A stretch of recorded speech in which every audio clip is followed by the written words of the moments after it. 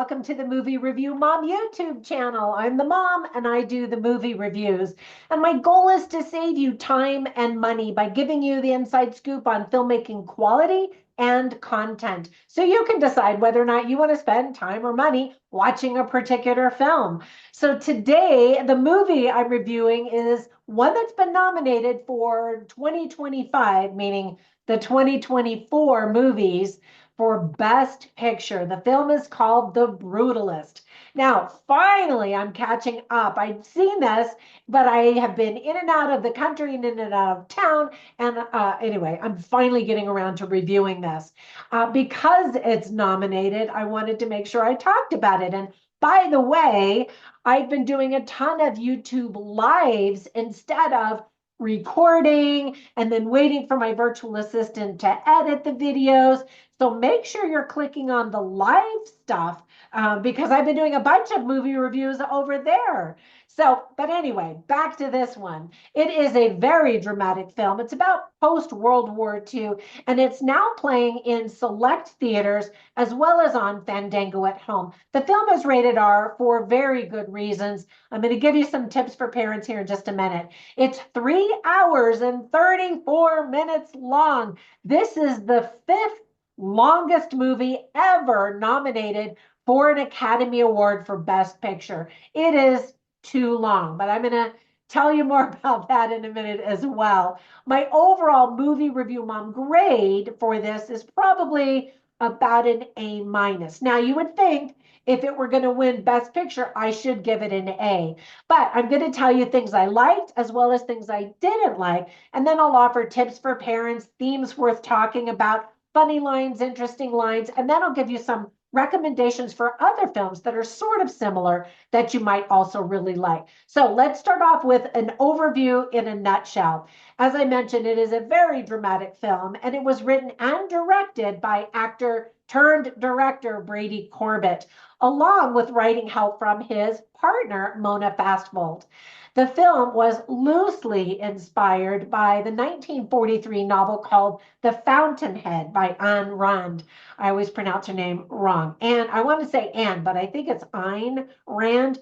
Anyway, her story is about an architect whose name is Howard Roark and his story.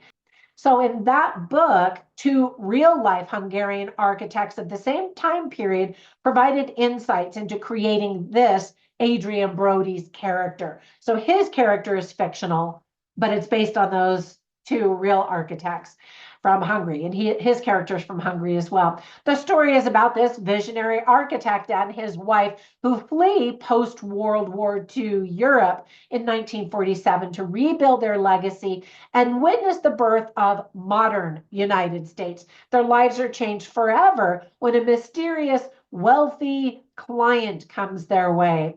Quick tips for parents. As I mentioned, this is rated R. We see some action and nudity in a brothel. Later, we see full frontal female nudity and full-on orgies with bodies moving around and, all of that. You don't want your kids seeing all of that.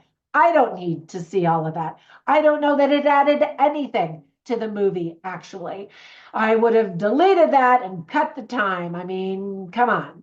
There is talk of Holocaust and World War II, concentration camps, that kind of thing. There are subtitles to read when Hungarian and Italian are both spoken.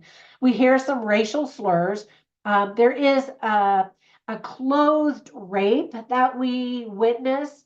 And if you're not paying attention or falling asleep or something, you may not even know exactly what's happening.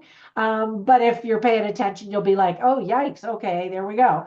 And then we see heroin usage. Some of the themes that are illustrated very well are the immigration experience, post-World War II, and how that looks in the world, architecture, mentorship, hard work, rich versus poor, addiction, ambition, greed, legacy, the Displaced Persons Act is mentioned, and then what it's like to be on the outside as a foreigner. That is a big takeaway of what that experience is all about. There were a lot of things I really liked about this film. Obviously, the cast is fantastic and includes 1 Oscar winner, Adrien Brody. He is nominated again. and two Oscar nominees, Felicity Jones and Guy Pearce. And I've been a fan of both of theirs, or all three of theirs, really, for just years. Already, Adrien Brody has been nominated for another Academy Award for Best Actor in this role after winning a Golden Globe for Best Actor just last month. He's obviously fantastic in this. When the movie was first announced during the pandemic, the cast was going to be quite different. Half of the roles were recast in 2023. Sadly, we don't even see Felicity Jones until almost an hour and a half, an hour and a half. I said that weird. An hour and a half into the film. And she's fantastic, as always. I adore her. There's a sex scene with her and Adrien Brody, but it was shot entirely with body doubles, which I absolutely would do if I were in a movie, but I wouldn't want to, do any of that kind of stuff anyway. We get to learn a little bit about US history with old footage that's mingled with all of the new footage. I liked the look of the opening credits. Different. Different is good. There's a gorgeous musical score that's noticeable. And so many times I was like, oh, that's just lovely. Lovely cinematography as well. The movie was shot in 34 days in Budapest, Hungary, and Carrara, Italy. Now, I just got to go to Budapest in August. Was it August or? Yeah, it was in August. Or was it December? It was August. Anyway, beautiful, stunning. I was on a river cruise, and you see that Parliament building all lit up at night. Unbelievable. Anyway, in theaters, the film has a 15-minute intermission, something that hasn't been seen or used in a film since 2015 when the movie The Hateful Eight came out. I don't know if you remember that. When watching this movie from home, once it's on streaming, which it is now on Fandango at home, it'll eventually be out on Amazon, I'm sure, the intermission is only 1 minute long. And for a really long movie, that's important. You got to run to the restroom eventually, right? Another thing that makes this film unique is that it was shot in something called VistaVision, which is a widescreen format that hasn't been done in 61 years, since the 1963 film Six Loves, which was before my time. I haven't seen that film. But when it's shown in theaters, 70 millimeter film prints are used. And the reason the director decided to do that because he thought it would be cool to film a movie from that time period in the technology of that time period, but also it's supposed to provide a much more rich visual or just rich visuals in each screen, in each frame. In the title, Brutalist refers to the famous architectural style, which is characterized by its use of raw, exposed concrete, large, blocky forms, and a minimalist aesthetic, often appearing rough and unadorned. It's not my favorite style, but the title also describes some of the people in the film in their manner of treating others and one another. We see symbolism in Urshabet Toft's broken legs, how all of the characters are broken emotionally. She's broken physically and emotionally. The symbolism in the gigantic building Laszlo was trying to construct almost imitates the great American dream that is also imperfect and often crushing and often under construction. I mean, it still is to this day, right? It's fascinating to learn about the architecture in the epilogue of the film and what the symbolic structures meant to Laszlo Toth. We get new insight, and I really appreciated that. And we don't often see epilogues in movies. And usually it's Act 1, Act 2, and Act 3, the end, right? And so I thought that it was an interesting touch, and I liked it. Now, there were some things I didn't like. First of all, in an interview with the Hollywood Reporter, the director explained that he loves shaking things up to keep the audience searching for the themes and the big reveals and the big message of the movie until the very end.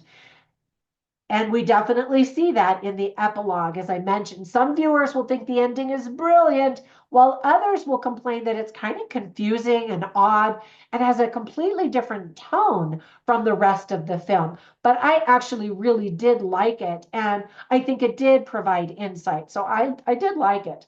When the writer is also the director of a film, the result is often an overly long, overstuffed indulgence.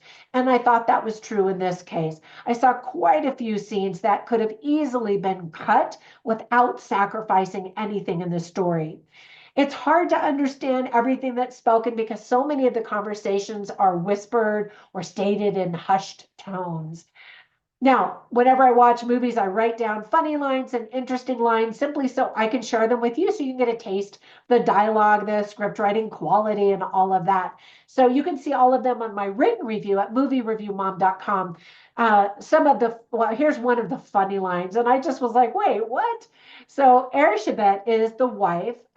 She's played by Felicity Jones, and then Laszlo Toth is played by Adrien Brody, the husband. And so she says they're having this conversation. They've been separated for years.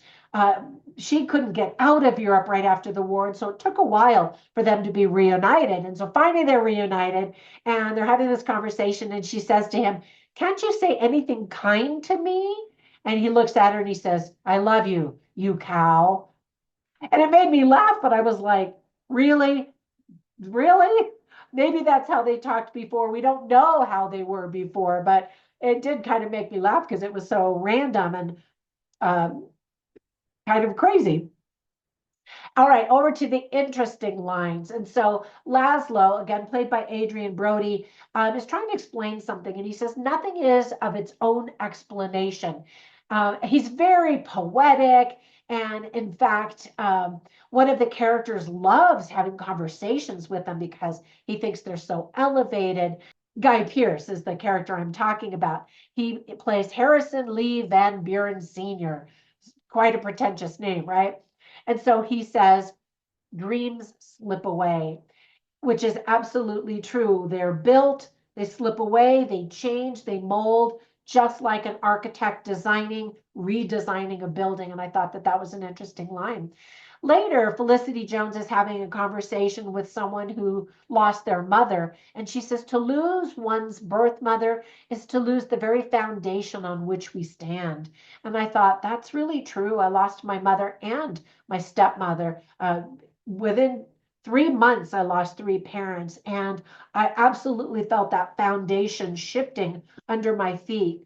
And so here's an interesting line spoken by Harrison Lee Van Buren Sr., again voiced or played by Guy Pearce, says, "What have you done to yourself?" Because he's drunk, he's laying in the streets, and he says, "It's a shame seeing how your people treat themselves. If you resent your persecution, why then do you make yourself such an easy target?" And he goes on and on and on, is just ripping Adrien Brody's character to shreds. And I'm not going to give you any spoilers of what happens next, but I thought it was a powerful moment. Part of that speech, he says, "You have so much potential, but you squander it." Okay, and then I'll finish with this line.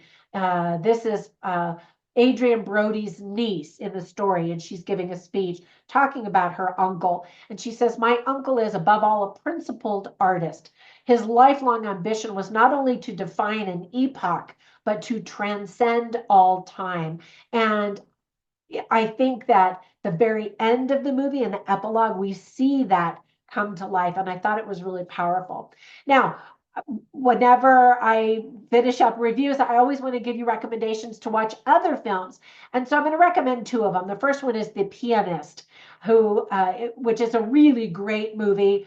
If I remember correctly, it was also nominated for Best Picture and also starred Adrien Brody. It also was about World War II. Anyway, definitely check that one out. I think you'll really enjoy that one. I don't know if enjoy is the right word because it's serious. It's about the Holocaust, but it's very powerful and very well done. And then if you want to see another film by the same director, I recommend Vox Lux, just to kind of dive into his style of directing and storytelling. All right, that's it. Thank you so much. I talk way too long always, but hopefully you enjoyed it. And hopefully if you haven't seen the movie, maybe now you're interested, or if you decide it's not your cup of tea, now you know.